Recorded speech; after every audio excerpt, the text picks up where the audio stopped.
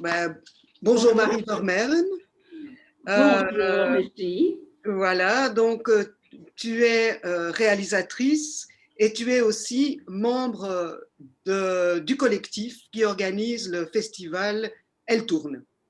Membre Exactement. fondatrice. Fondatrice, voilà. Voilà. Ça va Alors, déjà être la 13e édition. 13e édition. On pensait que, comme on allait donner un grand coup, ça allait changer un peu les choses et qu'on allait pouvoir arrêter, mais il y a encore un peu de chemin à faire. On n'est pas encore arrivé. Vous êtes quand même sur l'idée d'arrêter. Mais on arrêtera tant que la situation des femmes dans le milieu du cinéma sera à sa juste place, quoi, je veux dire, 50-50. Alors peut-être ce serait bien que tu nous expliques un peu ce que c'est que ce festival. Donc ça a débuté en 2008 parce qu'on trouvait qu'il y avait un problème par rapport à la représentation des femmes dans le milieu du cinéma. On sait qu'elles reçoivent moins d'argent, on sait qu'elles sont moins distribuées aussi. Et donc faire un festival, c'était un peu donner un petit coup de pouce, quoi, vraiment faire la promotion. Et si on s'appelle Elle tourne, c'est vraiment une affirmation. Oui, les femmes tournent des films. Et donc ça vaut la peine d'aller les voir. Alors c'est international. C'est hyper international. C'est vraiment du monde entier parce que partout dans le monde, les femmes font des films et c'est terriblement intéressant d'aller les voir. Pour se confronter, par exemple, on peut être un peu, parfois on est un peu inconfortable avec certaines idées qui sont données, mais je veux dire, c'est ça les chocs des cultures, quoi. Et on grandit, on s'enrichit en fait à être confronté à ce genre de choses. Alors d'habitude, ça se passe dans une salle de cinéma. D'habitude, voilà, c'est ça. Mais cette année-ci, pour cause indépendante de notre volonté, on est obligé de le faire online. Donc, ça commence le 21, jeudi prochain, jusqu'au 29. Tous les visionnages est gratuit, il faut s'inscrire et alors on peut regarder tous les films, il y en a 35 je crois. On peut regarder tous les films pendant la semaine du festival, quoi. Les 9 jours du Et il y a festival. un horaire particulier, comment on fait? Non, non, on peut regarder quand on veut. On s'inscrit et puis on peut regarder quand on veut pendant les 9 jours. Autant de films qu'on veut. Voilà. Alors, il faut s'inscrire comment? C'est sur le site. Le site est en préparation maintenant, il sera bientôt fini. Et donc, on s'inscrit sur le site et alors là, on s'inscrit d'abord, puis alors par feuille de film, on clique et alors on a le lien pour voir le film. Ok. Donc, ça va être fantastique parce qu'il y a des films du monde entier, enfin, comme tu disais, voilà. Et on aura aussi des panels de discussion. Normalement, notre grand point, c'est justement d'inviter des réalisatrices. Et parce que, d'abord, à nouveau, on est dans la promotion des femmes qui font les films, dire qu'elles existent vraiment, et de pouvoir justement discuter avec elles. Je veux dire, de comment elles ont fait le film. On ne fait pas un film de la même façon en Belgique ou au Brésil, en Chine ou à Ouagadougou, quoi. Donc, on n'est pas. C'est terriblement intéressant de savoir comment est-ce qu'on fait ces films, comment on pense au film, comment on écrit, tout le processus créatif, en fait. Mhm. Et donc, on n'a pas refait la même chose, mais on organise 8 panels de discussion avec une réalisatrice ou plusieurs réalisatrices qui viennent. Par exemple, on a toute une séance sur l'animation. Mhm. Et là, comme là, on a quand même aussi des films belges, donc les réalisatrices belges seront là aussi. On a aussi des Françaises, on a aussi une Allemande, une Italienne qui viendra. C'est fantastique en fait de pouvoir justement qu'elle discute, qu'elle explique comment on envisage l'animation. Et donc, il va y avoir un rendez-vous à ce moment-là sur C'est Zoom ça. ou quelque chose comme ça? Là, c'est rendez-vous, mais il y a tout ça sur le site. Hein. C'est D'accord, rendez-vous, mais de toute façon, tout est enregistré et donc on pourra voir après. d'accord. Mais le public peut intervenir dans ces Oui, panels? le public peut intervenir. Ok. Mhm. Alors, peut-être ce qui, moi, je trouve intéressant, c'est quand même de noter, bah, tu parles d'animation, donc il y a des films d'animation, Oui, mais on voit aussi des films qui sont des documentaires, on voit aussi des films de fiction. il y a des fictions long métrages, il y a des documentaires. Les fictions long métrages, enfin, on en a 3. Alors, ça c'est assez intéressant parce qu'il y a une fiction qui vient du Chili, une fiction de Chine et une fiction de Russie. Donc là, Mhm, on couvre à peu près toute la planète. mhm. Et dans les documentaires, on a 2 Belges, euh, un Allemand mais qui parle de Suède et un Américain mais qui parle de la paix, la notion des mouvements pour la paix en Israël, Israël-Palestine. Alors, peut-être tu peux Et un Iranien aussi, pardon, on a aussi un focus du film iranien. Parce que là, il y a un documentaire incroyable, In the Name of Sherazade, or A Beer Garden in Téhéran. Mhm, C'est en fait fait par une Iranienne qui habite en Allemagne. Et donc, elle suit 4 personnes. Mais c'est comme Sherazade, en fait, elle raconte des histoires. Et donc, on a, enfin, je veux dire, il faut, enfin, de toute façon, pour suivre notre festival, il faut être un peu curieux. mhm.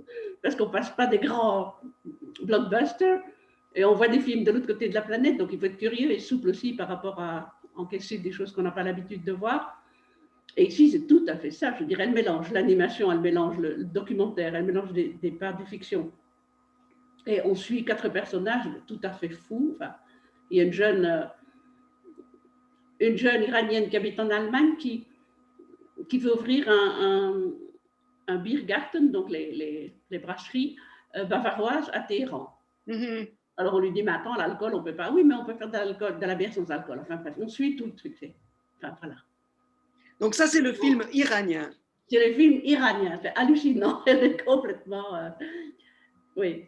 Il y a quelqu'un qui a dit ce film, oubliez tout ce que vous connaissez de la narration. Je veux dire, Mhm. et c'est vraiment un choc. Le film est occupé à gagner des prix de nouvelles visions, de choses comme ça, de vraiment une nouvelle façon. C'est vraiment chez Razat, une nouvelle façon de Mhm. raconter les choses. Ok, formidable. Oui. Et tu peux nous dire 2 mots sur ce film dont j'ai oublié le titre, ce film qui parle de cette jeune fille qui refuse de faire l'armée en Objecteur Israël. de Molly Objector. Stewart. Objector, oui. Hallucinant comme film aussi. Donc c'est l'histoire, c'est un documentaire, c'est l'histoire d'une jeune femme, elle a 19 ans je crois, elle n'a pas 20 ans, et elle est en Israël et elle refuse de faire son service militaire. Elle ne veut pas être exemptée parce on lui propose, mais elle ne veut pas, elle veut vraiment ne pas le faire. Donc pas avoir une espèce d'excuse comme quoi elle est malade ou quelque chose comme ça. Parce que pour elle, c'est une position politique. Elle ne pense pas que c'est par les armes qu'on peut arriver à arranger les choses. Et alors, on la voit discuter avec ses parents qui, au départ, ne sont pas d'accord avec elle, mais finalement, ils changent d'avis. Enfin, ils se rendent compte qu'il y a aussi la propagande dans le pays. Enfin, il y a plein de choses qui font qu'en fait, on ne connaît pas l'autre côté. Et elle Mhm. dit, mais il faudrait peut-être aller voir de l'autre côté. Elle passe le mur, en fait. Enfin, il y a des espèces de moments comme ça, c'est hallucinant. Euh, il n'y a pas non plus dans le film des bons et des méchants, par exemple. Mhm. C'est on est dans un système en fait, et il faut faire un peu exploser le système. Mhm. C'est la seule façon d'arranger les choses. Mhm. C'est très Et c'est impressionnant. un film qui a été réalisé par une Américaine. Par une américaine, oui, Molly Stewart, qui viendra. On fait, là, pour ce film-là, on fait un panel tout à fait spécial aussi, Mhm. qui s'appelle Action pour la paix. Action pour la paix. Parce que c'est vraiment ça, je veux dire. Mhm. C'est... Oui. Et donc, elle sera là. Molly Stewart sera là. Molly Stewart. Oui, Molly Stewart. oui. Elle Et passe tous à 5 heures du matin, c'est autre chose. Hein, mais... c'est à quelle heure? Pour nous, c'est à... Attends, ah merde, j'ai plein de papiers. À 17h30, le samedi 23. Samedi 23 à 17h30. OK. C'est elle qui a demandé de changer l'heure d'ailleurs. Et les films belges. Alors, on a plus d'une dizaine de films belges, Mhm. parce que donc les femmes, elles filment aussi en Belgique, elles sont là. On a 2 documentaires, Tegadez Argadez de Morgan Wirtz, qui elle a été tournée à la frontière Libye-Niger, où Mhm. en fait il y a les passeurs pour arriver en Europe, enfin pour traverser toute la fameuse la migration. Et donc, elle a planté là sa caméra et voilà, elle discute avec les gens. On en apprend, mais énormément. Vraiment, vraiment impressionnant. Donc, on peut même oublier tout ce qu'on apprend, même sur les journaux TV et tout ça, qu'on apprend des choses, vraiment. Et mijn naam is Liedewijs, mon nom est Liedewijs, c'est le nom de la réalisatrice. Et elle se balade seule avec sa caméra et un micro, et elle va dans les rues à Bruxelles et elle discute avec les gens. C'est ça qui l'intéresse en fait. Savoir discuter avec les gens. Et c'est une espèce d'ode à la liberté de discuter, de simplement être avec les gens, de se sentir bien dans la discussion, avec des gens qu'on ne connaît pas. C'est comme parfois qu'on peut discuter parce qu'il se passe un truc en rue, on commence à discuter avec quelqu'un, eh bien, elle est comme ça. C'est une espèce de... sous un dehors d'une facilité, elle est vraiment déconcertante. On a envie d'être avec elle, en fait. Elle est comme ça, vraiment. Elle sera aussi à un panel, d'ailleurs. Alors, on a aussi on a des Belges dans l'animation, il y a aussi des cours. Et alors, il y a aussi une séance qui s'appelle Collection Female Gaze. Donc, c'est le regard féminin, en général, par rapport au cinéma. Et c'est 4 réalisatrices belges qui, justement, reposent encore. Enfin, elles posent des questions et elles se posent des questions et elles posent des questions aussi par rapport aux femmes dans le cinéma, dans le milieu du cinéma en Belgique. Autant derrière que devant la caméra. Donc, autant les actrices que les réalisatrices. Et alors, elles ont chacune fait un court-métrage qui montre un des points de vue de ces questionnements. C'est fait avec beaucoup d'humour, beaucoup d'intelligence, un peu de poésie aussi. C'est du tac au tac. Voilà. Ce sont presque des films activistes, on peut dire. Parce qu'à nouveau, elles revendiquent quelque chose, quoi. Et est-ce que tu... Et là aussi, il y aura un panel avec elles, avec les 4 réalisatrices. Alors, tu disais au début, là, il y a une dizaine de minutes, bon, festival de films de femmes parce que, bon, les femmes tournent, elles font du cinéma, même si elles ne sont pas très visibles. Et vous aviez l'espoir que ce festival ne serait peut-être plus nécessaire parce que, bon, mais c'est quoi la situation des femmes dans le cinéma alors aujourd'hui? Ben, les derniers chiffres, nous, on a fait un colloque il y a 2 ou 3 ans, je crois, sur le thème, et on avait fait une étude. Et à ce moment-là, les femmes recevaient 22%, par exemple, les femmes reçoivent 22% de tout l'argent qui est distribué au cinéma en Belgique. En Belgique, il faut savoir que c'est un cinéma d'État. Enfin, je veux dire, c'est l'État qui donne l'argent pour le cinéma, en grande partie. Donc, c'est avec notre argent. Donc, les femmes sont 50%, donc il faudrait qu'elles aient au moins 50% d'argent qui sont aussi donnés par les femmes, puisque c'est avec les taxes qu'on paye notre cinéma. Des choses comme ça. Bon, maintenant, il y a des choses qui vont changer parce que dans les commissions, il y a 50% grâce à des ministres un peu rentre-dedans qui ont fait bouger les choses. D'ailleurs, on aura la ministre à l'ouverture du festival aussi parce que, voilà. C'est quel ministre? Linard. Linard.